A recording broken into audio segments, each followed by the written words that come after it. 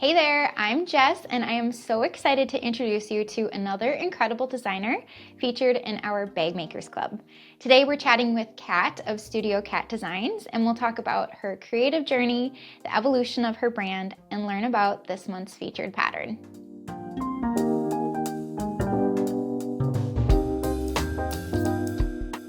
Welcome to the Sallie Tomato YouTube channel. If you love bag making and enjoy connecting with talented makers, this is a video that you won't want to miss. We'll share tips, inspiration, and behind the scenes stories that you won't find anywhere else. And don't forget to hit that subscribe button and tap the notification bell so you'll never miss another interview or helpful bag sewing tips. Well, thank you so much for being here, Kat. I've been really looking forward to this conversation. I'm really pleased to be here. Thank you. Oh, yes. So why don't we get started with you sharing a little bit about your background and how you got started in sewing and bag making? I was born and raised in Connecticut, very near my grandmother, who sewed for a living for Sears Roebuck. So she and my mom taught me how to sew at a very young age. My grandmother always said, "This is a hobby or a fun thing you can do for the rest of your life, regardless of how your body treats you." So um, I worked for 30 years after college for the city of Winston-Salem as a chemist. Um, Oh, I always tell people I used one side of my brain for 30 years and now I'll use the other. Um, and then when I came out very young and I knew I couldn't sit there and just do nothing. So I started fooling around, what could I do with sewing? And it just kind of happened, kind of organically.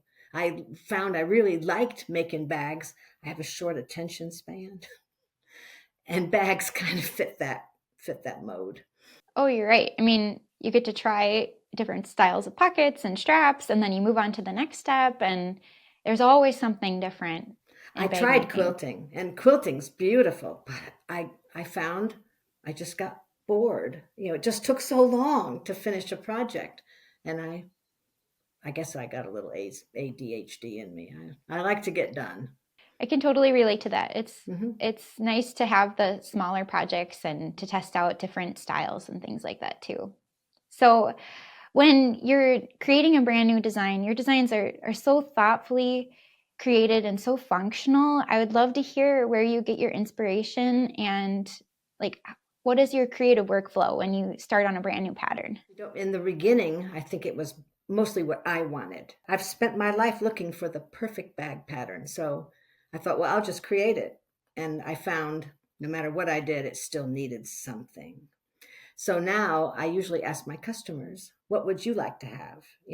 What do you feel is missing in your favorite bag? And I usually go from there. It's interesting. My granddaughter sent me a suggestion a couple weeks ago that she's got a hamster she loves, and she said, perhaps I'd like to add a hamster pouch to our next I love pattern. that. And Yeah. she sent me a picture of her hamster in her bag to inspire me. I don't think I'll do that, but I might make her one.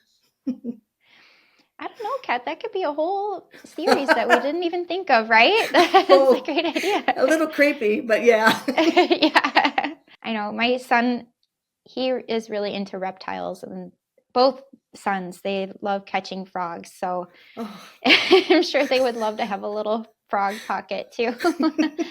Well, there you go. Yeah. So I'd love to hear about this month's bag makers pattern. So what specifically inspired this design for the phone pal? I have found we like to go to sporting events, my husband and we like to see plays. And so many public venues now will not let you take a bag in, which, or if you could do, you have to carry a clear one, which totally goes against my grain. So I thought, and some venues will let you carry in a small purse that basically carries a small wallet and a phone.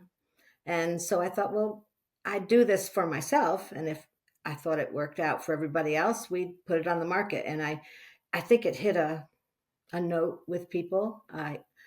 I'd rather carry in a cute little pouch than carry in a clear bag that everyone sees what I'm carrying. Yeah, for sure. Hmm. So what are some of your favorite features of the pattern, or do you have any tips for makers who are working on the project? Well, I've got one here. I always suggest that people read our pattern through before they start. I find the phone calls that we don't get a whole lot of phone calls on our bags, but the ones we do, it's usually because folks are concerned is how is this going to end up? How will this pocket fit in? They don't see where we're going on the bag. And with bags, one step feeds on the next, and you've got to do it in order. So I always suggest read through, and then you see what our creation flow is going to be, and that would because they're very concerned they've done something wrong because they just don't see how this is going to work out. So that would be my big suggestion.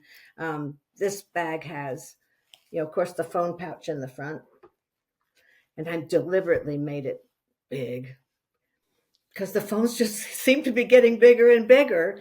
Some of our earlier Absolutely. patterns we had to retire because, gosh, these phones won't fit in there. You remember the little flip phones and those And the type of cases things? are so big too. Yes. And the case just makes the phone bigger and sometimes harder to slide in. It wants to grab. Hmm. They're meant to grab, but that's really great in your hand, but not so great in the purse. Well, I love the details that you added to make it fun and pretty.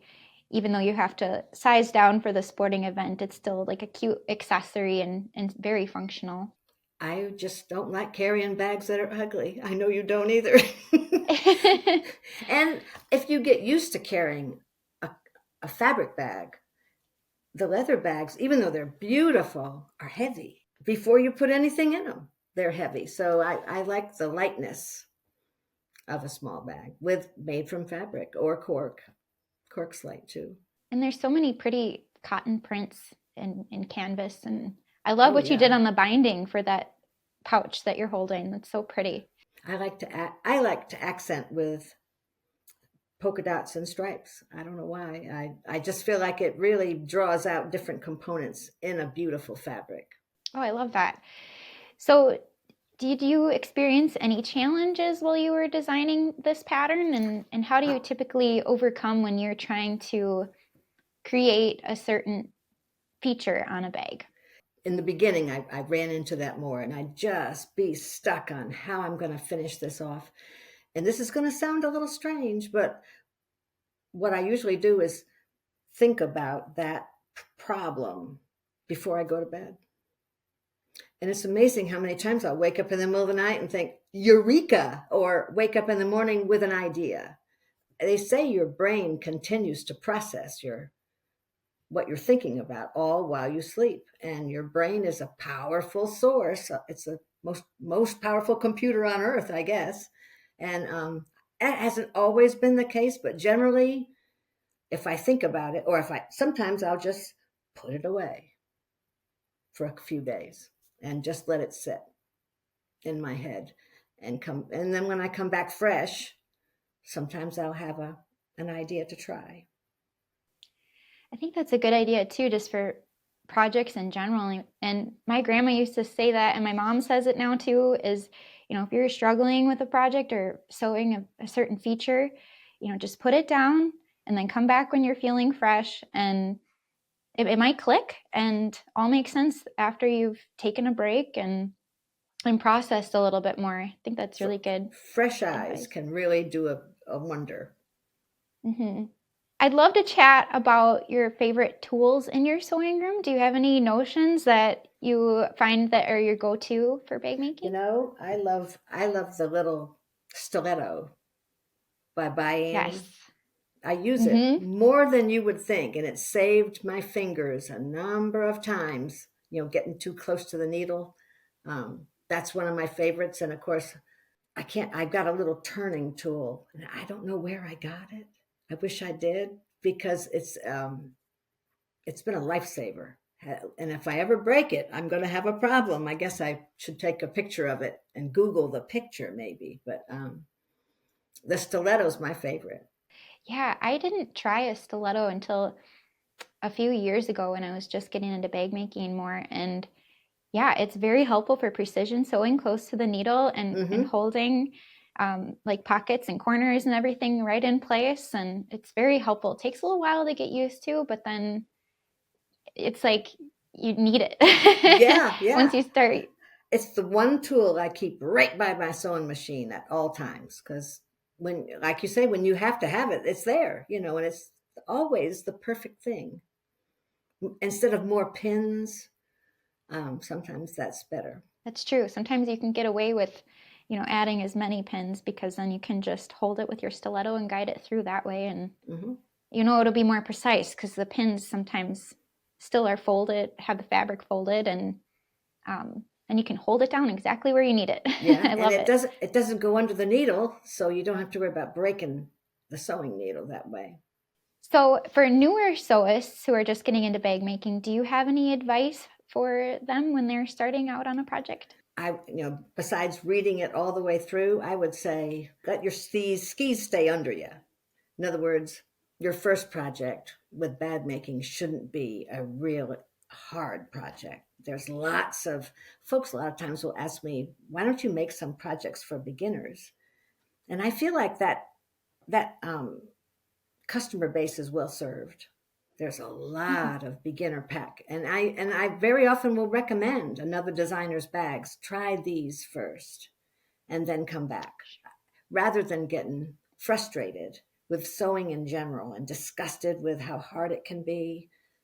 Stay in your lane and then progress in a natural way to more complicated projects. We really don't design for beginners.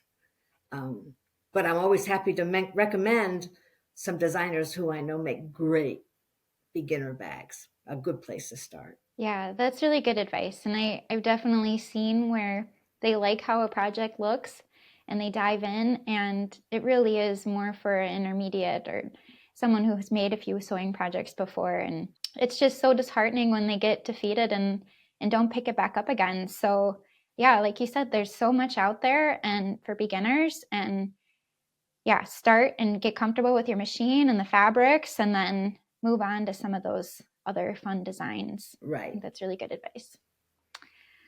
So what is your favorite sewing project that you've made and why is it special to you? I'd love to hear. Gosh, I don't do well with clothing.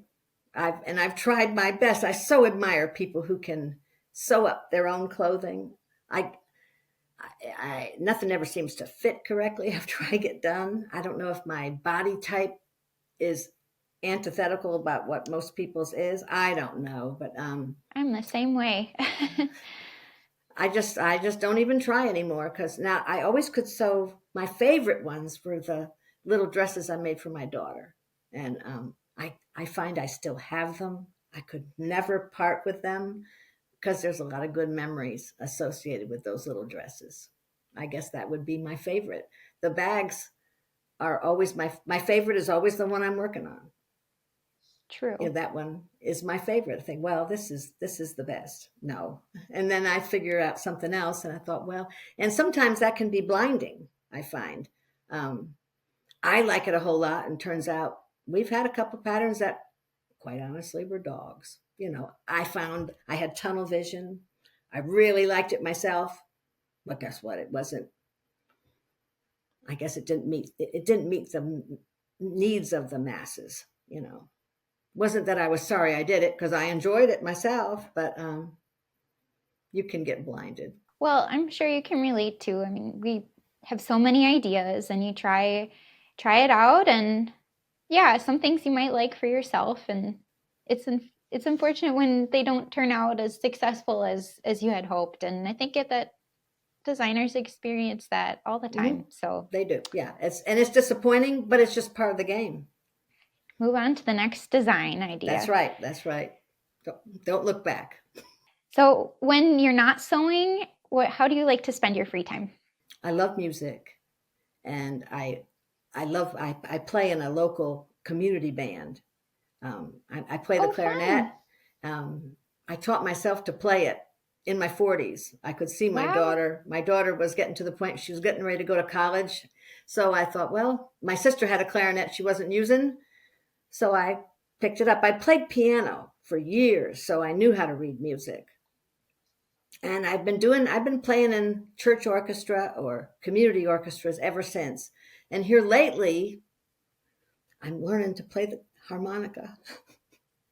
Oh, how It's fun. it's a gas, let me tell you. And it's way easier than it looks because it's forgiving. You know, if you miss the mark a little bit, it's all harmonizing notes. So it's not like the clarinet where you either hit the note or you don't. And if you don't, it's a bummer. But the harmonica is a really forgiving, fun thing. And I'll never perform with it, but I find it relaxing. Again, if I'm frustrated with something in life, not just sewing, or I'm upset, it's a really good way to calm nerves and to self-soothe. So it's funny you should ask that. Yeah. I think that's a great idea. It's good for creatives to have like another creative outlet too outside of sewing. I feel like I love to cook and do yoga, and like when I cook and I follow someone else's instructions, and then the satisfaction of eating it afterwards, it's just it's a fun other alternative to sewing when I need a break and to try I a new like recipe. that. But And have something yummy in the end. Yeah. exactly. Yeah. Oh, how cool. Good for you. That's exciting. I bet you have some concerts coming up with the holidays too. We do. We do have some holiday. It's it's something I always love team sports, and obviously I'm beyond that age. But band or orchestra is a team activity, and I have some great friends I've made for many years this way. We think the same way, you know, they love the same things, and it's just something completely different. I enjoy on my own, and it's great. I love it. Right. It's something just for you to, and then you have the community and new friends and Mm-hmm. yeah, that's so inspiring. I love that. For anyone who wants to purchase your patterns or follow you online, where would you suggest that they can connect with you the most, and where can they find you online? Well, we're on Facebook, StudioKat Designs Incorporated. I had to put the INC at the end. I have a group sewing page too, one of those where you have to join, and so it's private. We're on Instagram, StudioKat Designs. We're on Pinterest. I've never gotten the knack of TikTok. Oh. I don't do a lot of videos. I have a YouTube page, but it's kind of a one-man operation here. So I've never gotten into the videos, but I so admire the folks who have, and you're one of them. Well, thank you. Yeah, it's a lot to maintain all the different platforms, and we're still figuring out TikTok too. So you just focus on the areas that work well for your routine, and people can follow along there. So I hope everybody checks out StudioKat Designs, and I really appreciate you taking the time and being part of the Bag Makers Club, Kat. It was so much fun chatting with you. It was a great opportunity. I had a great time, and I so appreciate the invitation. Thank you. Thank you so much, Kat, for sharing your story, your tips, and your creativity with us today. It was a true pleasure to chat with you and learn more about your creative journey and your featured pattern. We hope you feel inspired to make Kat's phone pal pattern and share your version with us. Don't forget to tag your photos with #BagmakersClub and #SallieTomato. We love seeing what you make. And if you enjoyed this video, give it a thumbs up and hit that subscribe button so you don't miss out on our next featured designer. Thank you so much for watching, and I will see you next time.